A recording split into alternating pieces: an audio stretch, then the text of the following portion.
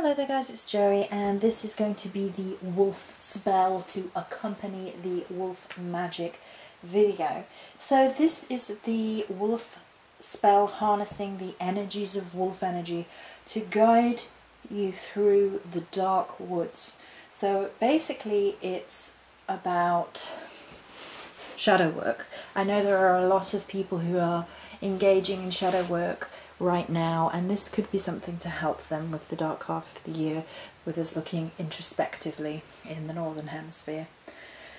It's to do with fear work, so if you are working through your fears and reactions and sort of programming to being afraid of things, being afraid of yourself, that sort of thing, and then balancing the self and the search for the self, balancing the dark and light as well as the masculine and feminine within ourselves.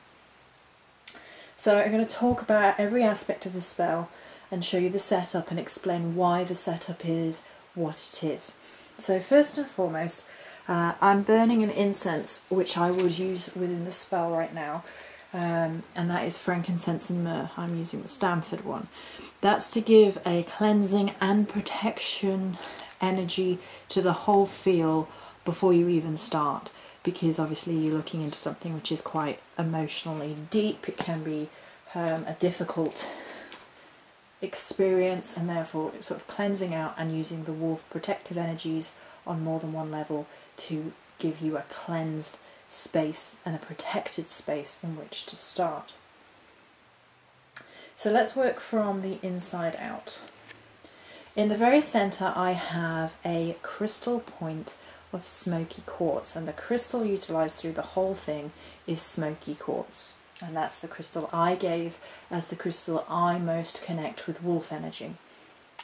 It grounds us as well as helping us to raise our vibration, to delve into the psychic realm, the astral realm, and particularly when looking inward. It basically helps keep our feet on the ground, keep us earthed, at the same time as helping us to really discover things about ourselves, be it past life, be it this life, things that you're working through in terms of shadow work. It's a really great crystal to really use, and therefore as a focal point it brings the energy right into the centre of this spell setup. Again, it is only a spell setup. I'm not going to tell you the spell word for word. It's just a suggestion of a setup and something that you can think on and adapt for yourself. So then we have the 3 tarot cards from the Mary L that are associated not only with wolves, but they also tell a story within the tarot themselves. The 2 wolves beneath are components of a whole, which is the Chariot, and the Chariot in the Mary L is basically the wolf version of Plato's 2 horses and a chariot, being symbolic of the self, of the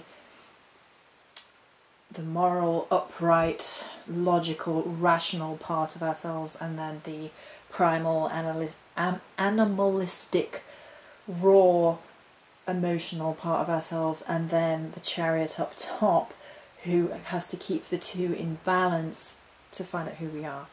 And because of that, the Chariot needed to be in the top foremost position, because that's almost as if you were looking at the Chariot with the charioteer behind and above the 2 wolves in front, the 2 parts of self. And then, of course, 3 being a very important number within the Celtic pantheon, especially, although it is in other pantheons and ways of looking at witchcraft too, for the cycles of the self, life, death and rebirth, maiden, mother, crone, warrior, father, sage. I always want to say those the other way around, I don't know why.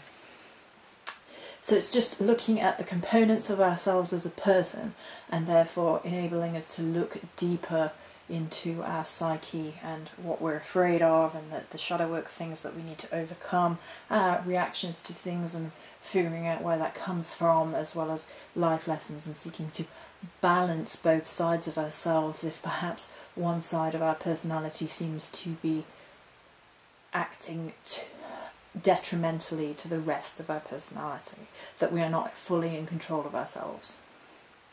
And then we have, leading out from the smoky quartz crystal points, is 3 smoky quartz in each direction in this Y shape, and it's very purposeful. I've already talked about why smoky quartz, and here 3 by 3 by 3 is 9, and 9 is the goddess number.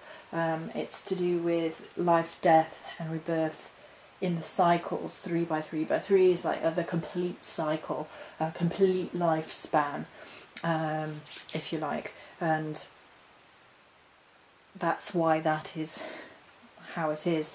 Additionally, it makes this Y shape, which is very important because it represents the duality of male and female.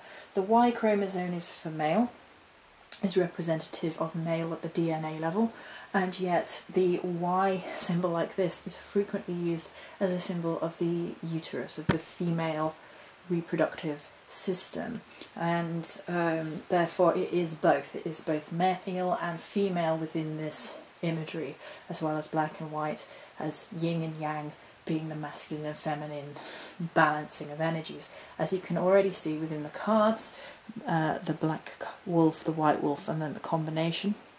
And smoky quartz works well within that colour imagery as well because it is grey, it's between black and white.